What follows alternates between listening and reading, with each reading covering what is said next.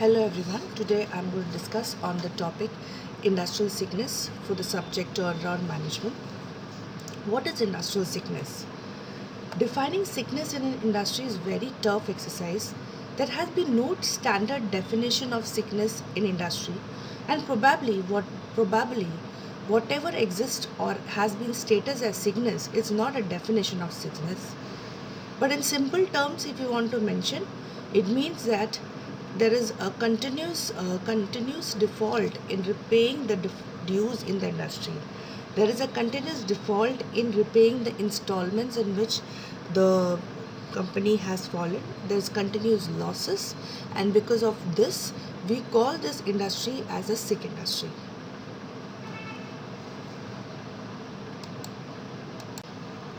Sick industry is defined as an industrial unit, as a unit of company which is found at the end of any financial year to have incurred accumulated losses equal to or exceeding its net worth. The net worth is calculated as a total of paid up capital and free reserves less provisions and expenses. Now, these are some of the points which are mentioned over here. These are the reasons why the company goes under sick company, why the company is called as a sick company. The very first is continuous default in repaying the dues. If we see that the company is not in a position to repay its dues on a regular terms, it fails to pay the dues on regular terms, then we call it as a sick company. The next point, default in repaying the installment. It is similar to the first point. If the company fails to pay the installments on time, and then the company is termed as sick units. There is a continuous loss of financial losses, we can say, where the company is occurring losses year after year. And if we see that the company have been occurring losses for more than 5 years, 5 to 7 years, then that company is termed as sick company. The next point, underutilization of productive capacity. If the company is not in a position to use its production resources in the right manner, then the company can make losses. Why? Because the company is not in a position to make use of optimum utilization of its resources, and one of the resources is production resources. The next point is lack of product demand.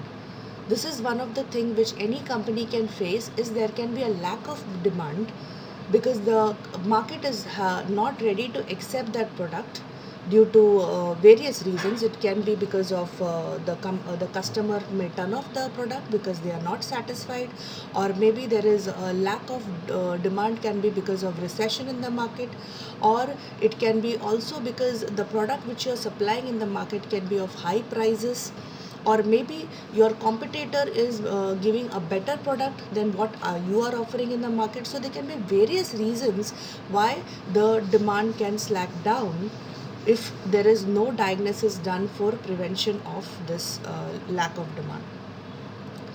The next is loss of revenue. Again, when there is a lack of demand, there will be lack of sales, and if there is lack of sales, there will be lack of less share market, and that will create loss of revenue, which is definitely not a good sign for the company. The next is overstuffing.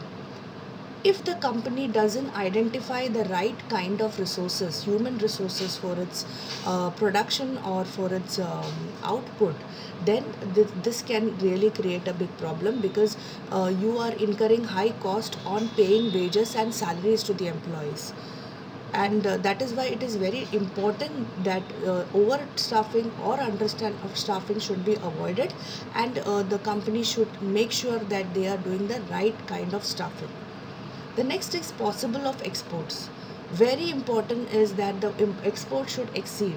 Now these companies which are sick units, they are they are continuously importing things, and the number of export is less, because of which they find deficit in trade. So these are some of the reasons why the company can go under sickness, and the company have to understand that these kind of reasons should be avoided, causes should be avoided, and some better remedy should be found out so that the company can turn itself into a healthy unit.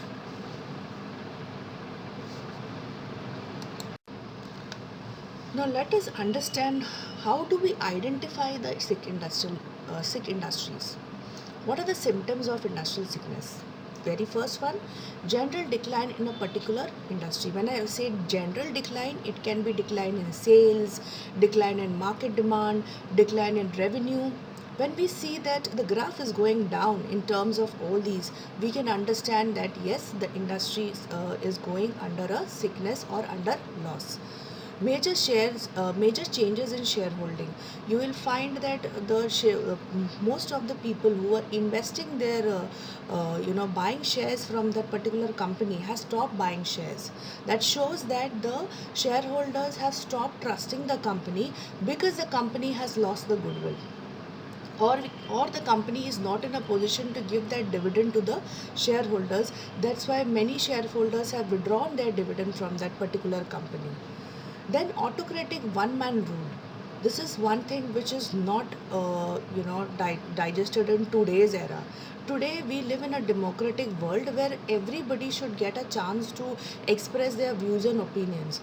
So where there is an autocratic leadership, people will definitely not like to stay in such kind of organization. I'm talking about the employees. The employees would not like to work in a place where the system have an autocratic leadership, where they have to listen to their bosses and they are not given the flexibility to share their views and opinions whenever it is needed. So such kind of organization don't run in the long process. The next is increase in consumption of overdraft facilities. So when we see that there is too much of overdraft facility, this is not a sign of healthy financial picture. So this also is a symptom of industrial sickness. Then the next step is window dressing. Many a times we see that the company tries to do a lot of window dressing by good advertisements and all those things, but the real picture is something else, where they're actually having a big problem of financial management, managing their staffs, managing their financial resources, managing their goods, everything they face problem, but the real factor is not being shown, and they try to do a lot of window dressing by beautiful advertisements. The next is cumbersome administrative procedures. It is very important that we have a very clear and crystal kind of administrative procedures, which helps in smooth working of administrative work and all. If the administrative regulations are too rigid and it doesn't changes according to the requirements, then that is not which is very healthy. Failure to pay statutory liabilities. Exactly, the liabilities are something which has to be paid on time, and if it is not being paid on time, then the debts would mount up, and that will lead to deficit in trade, which is not very healthy for the industry. The next is increasing customer complaints.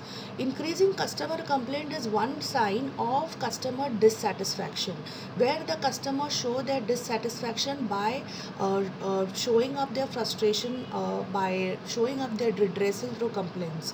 So what is the responsibility of the company is to address those complaints and take actions, preventive actions, so such kind of complaints don't occur. But if it is not been taken seriously and the complaints keep on going increasing, then that can lead to one biggest factor of industrial sickness. Now, the other reasons of symptoms of industrial sickness, what we see is inferior technology. We know that technology is a keybone for every success of industries. So if we don't use the updated technology wherever it is required, then we fall short of better productivity, better efficiency, better performance in our organization, because technology aid proficiency in our work, it aids speed in our work, it reduces human error. So definitely inferior technology should be avoided. If the industries doesn't understand that and it goes on using inferior technology, it can lead to industrial sickness. The next point is inhuman treatment of human. That is not treating your employees in the right manner, or maybe not giving them the right kind of salary what they deserve, not giving them the right kind of increments what they want, or not listening to them when they want to be heard. They may be having lot of problems and challenges which they want to discuss it with their top management, but the top management doesn't pay attention to that. Then that lead to unrest among the employees and the laborers, which can lead to increase in labor turnover, which is not a very good sign for the industry. Underutilization of capacity, yes, when the resources are not used into the optimum manner. It can be financial resources, it can be human resources, it can be productivity resources. If the resources are not used up to the optimum manner, then that will lead to wastage of resources. So that should be avoided, and the industry should understand that. Outdated organization structure. Industries will face sickness if they are using outdated or organization structure, that is primitive primary ways of organization structure, which was traditional ways, which is not practical in today's era, where today the business world has changed. Today we entered into liberalizations, globalization, so we need to have an organization structure which can compete with the competitive world. Then the next symptom is reduction in share of the company. The company will start getting less response from the shareholders when the company faces losses, when the company faces decline in their goodwill. That time the shareholders will withdraw the shares from the company, and then the company can see that the shareholders further don't invest much into their company. So this is not a good sign. Then scarcity of goals. Again, the industry should have a realistic goals, a realistic objective. If they fail to have realistic goals and objective, then definitely they cannot end into a good result. Incompetent and unbalanced management is also one reason of industrial sickness. If you don't have a good managerial skills to take over the things which is there in the organization, like treating your employees well, taking care of your resources, taking care of the shareholders in your company. If you are not in that position to take care of all these things, then definitely this lack of managerial skills can be one of the main reasons of industrial sickness. The next symptom is falling reputation of the company. If view or the above points are been identified, then you will see that there is a lack of reputation, the fall of reputation of the company. That means the company is not going to hold a good reputation in the market, and the company start facing lot of consequences because of fall of reputation.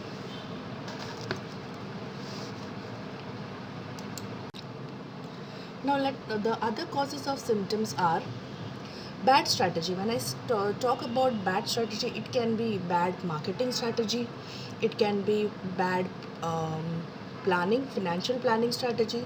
So, wherever the organization fail to adapt an appropriate strategy, that can lead to industrial sickness. Again, the next point is selecting wrong selection. It's very important to understand the location of the industry. We have to locate the industry with a prior permission from the government and away from the local civilization to avoid pollution in the civilized area. So if the industries lack all these rules and regulation, then that can be also one of the reason of industrial sickness. The other reason is no diversification. The industry doesn't think of expansion or diversification. They have a very stagnant growth. There is no scope of improvement. Then this can also lead to the reason of industrial sickness. Next is product obsolescence. If the industry doesn't think about product development, product planning, product expansion, and they just think about sustaining in the market with the existing product. That's not possible, because every now and then the customer asks for new products, new variations. So product obsolescence can become a barrier in that case. The next is delay in execution. It's important that we implement whatever we plan at the right time. Whenever there is a delay in execution and implementation, that will lead to another reason of industrial sickness. The next is poor organizing. Organizing things in the right manner is very important. That leads to proper control of the system. So if there is no proper system in organizing and controlling, this also lead to industrial sickness. Next is old and expensive manufacturing process. Again, obsolete manufacturing process is something which is not healthy, because it can lead to defective productions. It can lead to errors in finished products, which can again lead to a big hassle if it is released in the market. By when it comes under the customer hand, they will definitely create a problem or file a complaint. So it is always important to have a zero defect product, and for that we can have a zero defect product by taking the help of updated technology, where we can have better productions and better quality products. The next is poor marketing organization. Any organization to run should have a very good marketing strategy. And if that organization lack marketing strategy, then there can be a big problem in terms of sustaining in the market. Next is in education emphasizing on marketing. The organization doesn't pay proper attention on distributions and logistics and advertisements and all. Then it can lead to a big problem in sustaining in the market, in the competitive market. The next is lack of focus on customer. When the organization is completely profit driven and they only think about cost cutting techniques and all, then it is difficult to understand from the customer point of view. So instead of profit driven, in organization should think about a strategy where they should satisfy the customer. So it should be customer centric organization rather than profit centric organization. Lack of focus of technology should be always on the prime motive, because only technology will help into better production. Lack of formal planning and wrong capital structure is also one reason of industrial sickness. So all these are the reasons of industrial sickness, and if the entrepreneur wants to move out of it, they should think about this reasons, symptoms and causes, and try to find a better remedies to overcome the sickness. Now remedies to overcome the sickness we will understand in the next chapter, that is in chapter number 4.